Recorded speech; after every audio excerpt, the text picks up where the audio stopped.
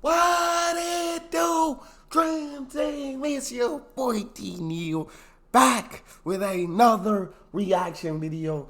Here we are with the GOAT himself, LeBron James. And this is 5 times LeBron James sought revenge. I'm so excited to jump into this. Before we do that, I need you to subscribe to the channel, ring notification bell, give the video a thumbs up so it gets suggested. Social media, Patreon, all up top. You can subscribe to any of it. Put all the links in the description. All you gotta do is hit the link, follow me, talk to me, shoot me. I'll talk back. You guys got a favorite video suggestion? You can subscribe to Patreon. Drop it in the comment section. What we got? Go, James! How, when everybody is coming at you, do you keep your head and perform at the level you do? For me, I can't worry about what everybody say about me. I'm LeBron James. The fact that he has never, bro, Skip Bayless is almost his whole career is based on hating LeBron James. It's based on hating a lot of great people, not just LeBron, but a lot of it is based on hating LeBron James. And LeBron has never responded to Skip. Has never gave him a response. He's like, no, I'm not going to respond to you because that's going to shed more light on you. And I'm not about that, my guy. All right, I'm sorry, LeBron. For me, I can't worry about what everybody say about me. I'm LeBron James from Akron, Ohio, from the inner city. I'm not even supposed to be here. I'm blessed. Come on. So what everybody say about me off the court don't matter. I ain't got no words. Come on. I ain't got they don't matter. It's commonly believed that LeBron, with the as much hate as LeBron gets, bro, a regular person, oh my gosh, I wouldn't say a regular, but another person would just be torn down, wouldn't understand it, would just be so frustrated and aggravated about it, bro. But he's like, what they got to say about me don't matter. I'm not supposed to be here. I'm just a kid from this town that nobody really makes it out of. When I made it, I'm already blessed. So anything anybody else got to say don't matter. it's commonly believed that LeBron James does not possess the killer instinct on the basketball court. We all acknowledge that he's an obvious all-time great player, but he's constantly accused of not being an assassin like your MJs or Kobe's of the world. And he doesn't seem to live up to some of his promises when it's time to deliver. But at least it shows that he does have that fire inside him somewhere. It just takes a little bit longer to light it. And you're sadly mistaken if you think he doesn't turn into an absolute beast when pissed off. So here's 5 times when LeBron did execute on those vendettas. An absolute, I mean, once he gets in the playoffs, really, I feel like he had one bad finals run, and that was just the finals. Every series leading up to that, amazing. He had that bad finals run, and I understand people are going to hate on for that. They weren't supposed to lose to Dallas. They should have never lost to Dallas. I agree with that. I completely agree with that, and I can knock him for that. But that is it. His playoff numbers outside of that final series are ridiculous. Ridiculous. Keep it rolling up. There's 5 times when LeBron did execute on those vendettas. When LeBron first came into the league, he immediately produced big-time numbers as an 18-year-old, and the list of players who were able to have an immediate impact in the NBA is extremely short. He managed to lead the Cavs to the NBA Finals at the very young age of 22, showing early signs of his greatness. But as the years went by, he just couldn't capture the trophy. So after yet another disappointing season, he took his talents to South Beach in the summer of 2010 to join up with Wade and Bosh in Miami. And he had the right to do whatever he wanted, but many were not too happy about the way he made his decision. Cavs fans were livid. And we've supported him for 7 years now. And for him to go on there and drag us through the mud for 7 years and stab us in the heart, he deserves everything he gets. I hope he never wins anything in Miami. To drag you through the mud for 7 years, literally. He just did. The Cavs GM, the front office not doing their jobs. Why is all the other teams getting solid trades, solid pickups, solid players, but he's continually not getting them? And so he says, you know what, freak this, I'm about to go join where I can have some help, like any other superstar who's ever won a championship needs. He just didn't do it the traditional path where they drafted help because they wasn't drafting them the right help. So he went to the help, which I don't have a problem with. You feel me? But keep rolling, my bad. He deserves everything he gets. I hope he never wins anything in Miami. Before LeBron James, the Cleveland Cavaliers weren't even a team. Us in the heart, he deserves everything he gets. I hope he never wins anything in Miami. He is dead to me. But perhaps the person most bothered by this was Cavs owner Dan Gilbert. And as soon as he heard that James was out of there, he wrote Cavs fans a letter. Quote, I personally guarantee that the Cleveland Cavaliers will win an NBA championship before the self-titled former king wins one. You can take it to the bank. Also, he went on to call James a disloyal coward. And of course, LeBron would never forget what Dan said. And I'm sure his first game back in Cleveland was circled on his calendar way in advance. I've been around basketball for 25 to 30 years and have never seen an electricity in a building and the intensity in a building for a regular season game. This feels like the NBA Finals right now. Okay, even if he was wrong for the way he handled his free agency, I can only imagine the kind of things they were yelling at him. They hate him, bro. They hate him, bro. It must have hurt a little bit to be treated like that, but he did not let it affect his play on the court. Probably didn't really know what he was stirring up by making that move. James with a beautiful move. Wow. Now at the point, Joel Anthony has checked in for Miami. Here is James drilling it. Daniel Gibson guarding LeBron James. Double team, no matter. Keep bringing it. Makes it 14 straight points. The fans would have liked to see their team compete a little bit harder than that, as Miami blew them out, showing just how dangerous the revamped Heat are gonna be for years to come. All season long, LeBron was on a mission to prove that he made the right decision, and when the playoffs came along, he turned up the heat even more, destroying each opponent in 5 games, and even killed 2 birds with 1 stone on his way to the finals. He ran up against the Chicago Bulls in the Eastern Conference Finals, and the feel-good story of the MVP, Derrick Rose. It was said that the MVP snub didn't sit well with LeBron, as he came in 3rd place in the MVP race, which only gave him more fuel to dominate. He led the team in all categories, and on top of that, James played outstanding defense on the so-called MVP all series long, and capped it off with this to seal the victory. The Miami Heat have come from behind to defeat the Came in and absolutely just that series let you know there was level. Y'all might have voted D Rose MVP, but there's levels to this. You feel me? Hey, Brown was different. I'm telling you, up until that Dallas series, that playoffs was special. And then he did fold in that finals. I get victory. The Miami Heat have come from behind to defeat the Chicago Bulls 83-80. So all he needed was to win one more round to complete his ultimate revenge journey. But unfortunately, that wouldn't happen, as they fell to the Mavericks in 6 games, and Dan Gilbert must have been thrilled to see him lose the championship. But last time I checked, he didn't quite hold up his end of the bargain either. The Cavs were nowhere close to competing for a championship, getting the #1 pick instead. And Gilbert definitely did not win the head-to-head battles either. Throughout the 4 years LeBron was in Miami, the Heat faced the Cavs a total of 14 times, and James got the W 13 times out of those 14 matchups against his former team. Cleveland almost got lucky enough to steal a second game from the Heat in 2013, but they collapsed in the second half. And even some fans knew it was hopeless without him, practically begging. They praying, Brian, cause we sorry, bro. We sorry for hating, Brian. We were just upset in a moment and we let our anger get the best of us. But now that we calm down, please come back, bro. Please come back home, Ron. We need you. And even some fans knew it was hopeless without him, practically begging him to come back. Yeah, 3 by LeBron and an assist to LeBron. And look at this. A crazy fan has run out onto the court. He said he missed me and come back, please.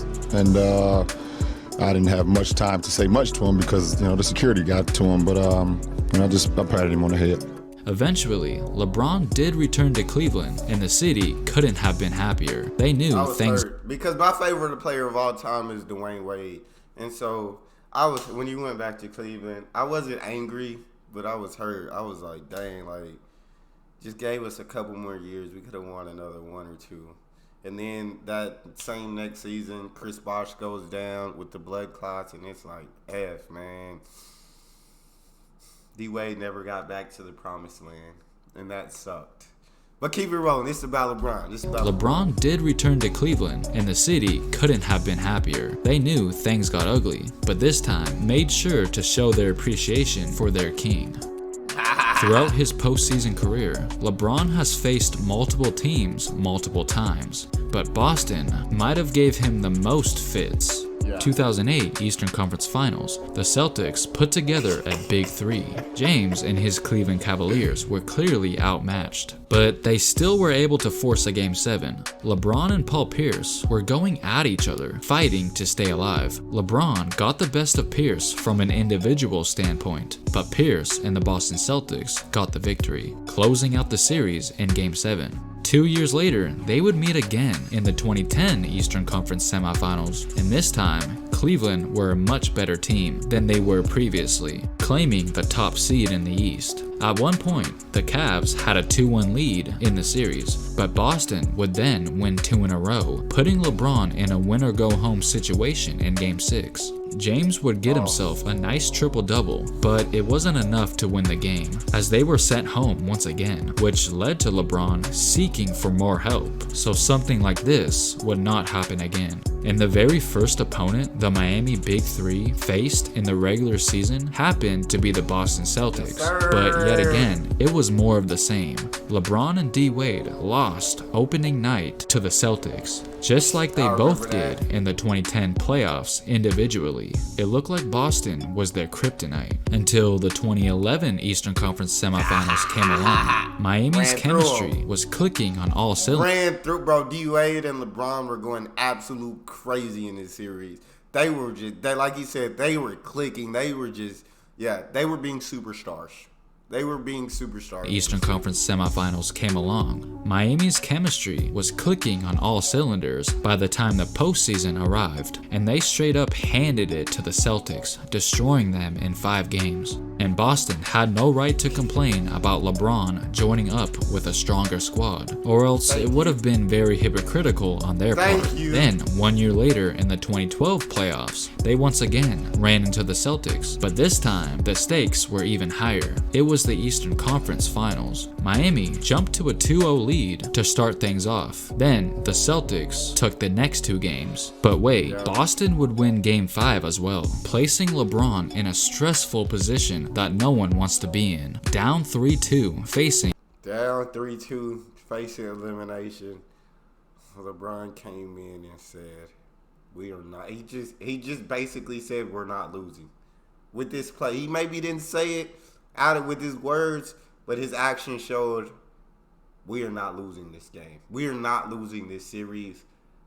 Everybody, if you need to get on my back, hop on, because I'm not in a stressful position that no one wants to be in. Down 3-2, facing elimination. And that kind of pressure was probably the best thing that could have happened, because he delivered one of his best performances in his career, dropping 45 points to force a Game 7, securing a win that was extremely important. What was my mentality going into Game 6 of the Eastern Conference Finals against the Celtics? My mentality was like, if we lose, Pat Riley may break us all up, and I don't want that. May I? Ultimately, the Heat would prevail in Game 7 as LeBron once again put a beating on the Celtics. And to this day, it looks like that bad blood still exists. Man, listen, let me say something to you. The C's, we didn't give a fuck about LeBron. We didn't fear LeBron, and we didn't think that he can beat all 5 of us. And that's how it felt. The Golden State Warriors were another team who gave LeBron a hard time. When LeBron returned to Cleveland in 2014, he believed the journey to delivering the Cavaliers a championship would be a smooth ride. But suddenly, out of nowhere, the Warriors were making some noise of their own, and Steph became the talk of the NBA, and LeBron noticed. So in the 2015 NBA Finals, he looked to put a stop to all the Golden State love that was going around. And despite losing Kevin Love and Kyrie Irving, he showed that he was still the king of the league. He somehow carried the Cavs to a 2-1 lead in the series, but once Golden State made some adjustments and put Andre Iguodala on LeBron, that was the turning point of the series. Then, just like that, the Warriors... Iggy held him to a smooth 30-something. You know what I'm saying? Iggy, he did his job. He held him to a smooth 30-something. But yeah, he needed a second guy. He just needed one more guy. He needed Kyrie he didn't need Love. He needed Kyrie. He needed that second star, man. The Warriors team was just too much. And Dellavedova was the second best player. That just stayed on LeBron, that was the turning point of the series. Then, just like that, the Warriors went up 3-2, which made LeBron feel like he had to say this. Do you feel a lot less pressure this finals run just because you are undermanned? Nah, I feel confident because I'm the best player in the world. Come on now. Golden State was looking to close out the series in Game 6 on the Cavaliers' home floor, and that's what happened, winning their first title in 40 years. And at the podium, they wanted to remind us who they believe the best player really was. It just feels good to say, you know, we're the best team in the world with the best player on the world. This man sitting next to my right, so... Fast forward to the next season, the Warriors were excited to visit Cleveland for the first time since hoisting the trophy, and Steph couldn't hold it in. Quote, obviously, walking into that locker room, it'll be good memories. Hopefully, it still smells a little bit like champagne. And that comment quickly made its way to the Cavaliers, and they found it very disrespectful for him to say that, especially LeBron James. When LeBron was answering media questions after a shoot-around, he was kind of surprised that no one asked him his opinion on Curry's champagne comment. Well, maybe they were too scared to ask him, but they did eventually get around to it, and James simply said, "I'll have an answer for it." Now, let's jump straight to the 2016 NBA Finals, where more shots would be fired. As you know, the Warriors were looking more dominant than ever. They were fresh off a record-breaking 73-9 season, and all they needed was the trophy to solidify it. 73-9, bro. 73-9, guys. Yeah, the Warriors, you just never seen shooting like that. Steph Curry and Klay Thompson, absolute snipers. It's crazy. Steph's the best shooter ever. Klay's got to be top 5, top 10 best shooters ever. It was in 73-9 season, and all they needed was the trophy to solidify it. And once they took a commanding 3-1 lead in the series, it basically looked over until Klay Thompson opened his mouth. You see, when Draymond Green got into a little altercation with LeBron in Game 4, LeBron didn't really like what Draymond called him. Quote, Draymond just said something that I don't agree with. I'm all cool with the competition, but some of the words that came out of his mouth were a little bit overboard. Ultimately, Draymond would be suspended for Game 5, and that gave the Warriors the feeling that LeBron tried to get Draymond suspended on purpose, just for his benefit, and Klay had to express how he felt. I mean, guys talk trash in this league all the time. You know, I'm just kind of shocked some guys take it so personal. I've heard a lot of bad things on that court, but at the end of the day, it stays on the court. We're all competitive people. I don't know how the man feels, or people have feelings, and people's feelings get hurt, even if they're called a bad word. I guess his feelings just got hurt. And yet again, it made its way to LeBron. What did you say Klay said? Klay said, I guess he just got his feelings hurt. Oh, my goodness. And from that point on, LeBron had enough. Everything built up over time, and the beast was unleashed. Let's go! Sparking an incredible 3-1 comeback, LeBron played possessed ever since Klay's comment and delivered Cleveland a title. He played absolutely out of his mind, but Kyrie also played out of his mind. Like, he needed that help. He needed that. Every star needs help. I always say that. But yeah, he was definitely the best player on earth. There's no question about that. But Kyrie was absolutely amazing to watch as well. It was incredible what those two were out there doing. Ever since Klay's comment and delivered Cleveland a title. Cleveland! This is for you! Ow! And in the following season, he was the one taking the personal jabs. Now, Klay wasn't the only one who thought that Steph was the best player in the world at that time. 2016 Eastern Conference Semifinals, the Toronto Raptors taking on the Miami Heat. It was very competitive throughout the entire series, which led to a Game 7. And when it was all said and done, the Raptors just wanted it more, advancing. D-Wade wasn't supposed to take them to 7. I'm just going to say that. D-Wade was not supposed to take these Raptors to 7. The Raptors were the obvious better team, but D-Wade was putting together superstar performances. And that is the reason it went to 7 games. And I was like, please let him win because I want him to play LeBron. We just fell short. But D-Wade went absolute crazy in that series. All right, keep it going. Game 7. And when it was all said and done, the Raptors just wanted it more, advancing to the Eastern Conference Finals, pretty much robbing us from an epic battle that would have been D-Wade versus LeBron, but Toronto got the job done. They were set to play the Cavs in the conference finals, and here's what Kyle Lowry had to say about that upcoming matchup. The Wings is a LeBron James-led team that looks awfully tough to beat. What are you most looking forward to? Just the opportunity to play against those guys. You know, LeBron's probably one of the best players in the league besides Steph.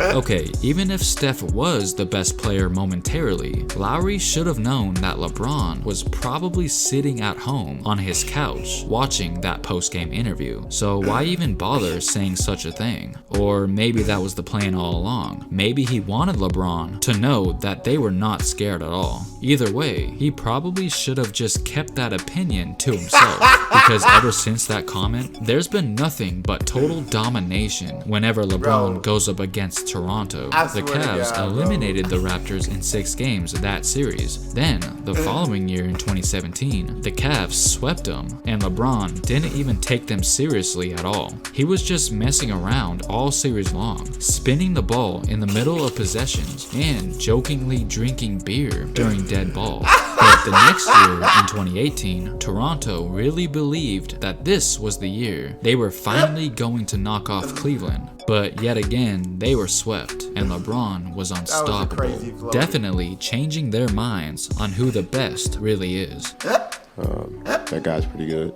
He's really good.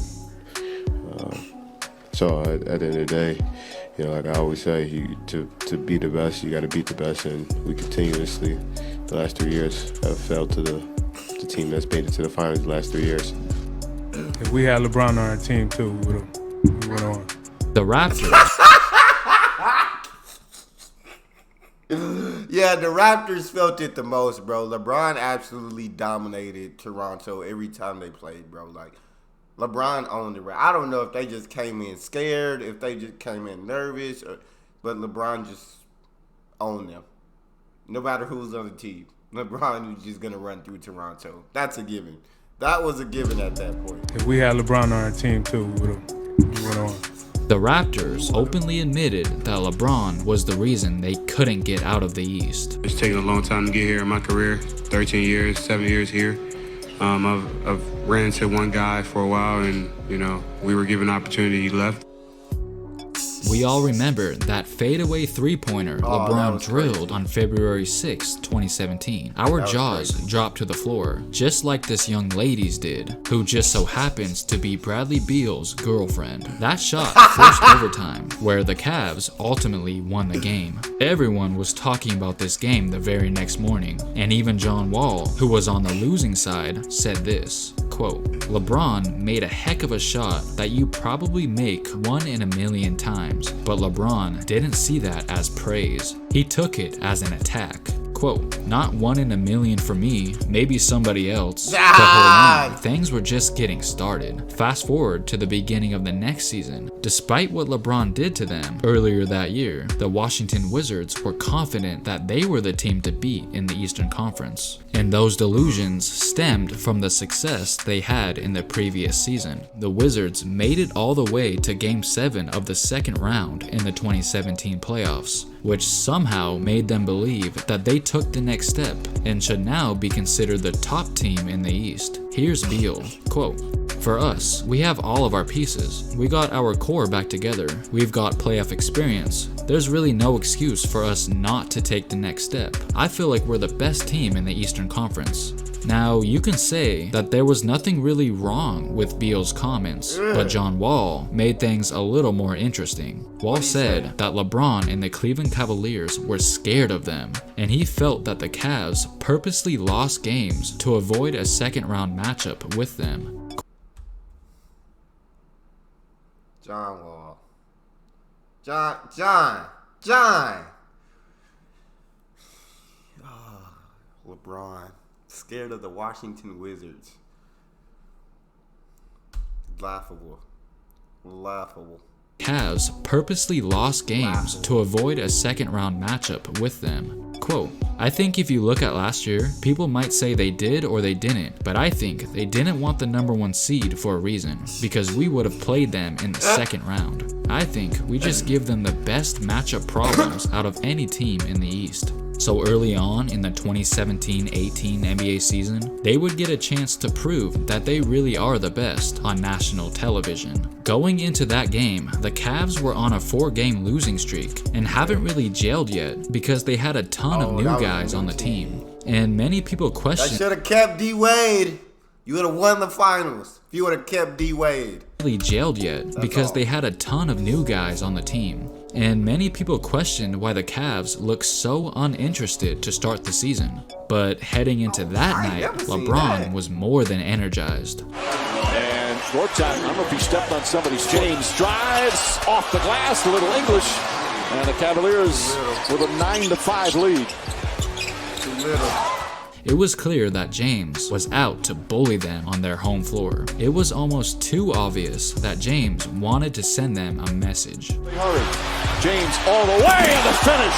And by the end of the game, the Wizards were left demoralized as he put up crazy numbers across the board. 57 points, 11 rebounds, 7 assists, 3 steals, and 2 blocks. At that point, LeBron hasn't taken that many shot attempts in over a decade, and I'm pretty sure it was not a coincidence that he went off like that. And when guys like John Wall or Brad Beal are saying things like, "We're the best team in the East," or "The Cavs didn't want to play us in the playoffs last year," how much do you think your guys hear that kind of stuff? We ducked the team that what happened again? They're right, they are the best team in the East. Man, I love DC. Man, I had to do what I had to do to help us get off this losing streak. I ain't about losing. Y'all know me. You know me.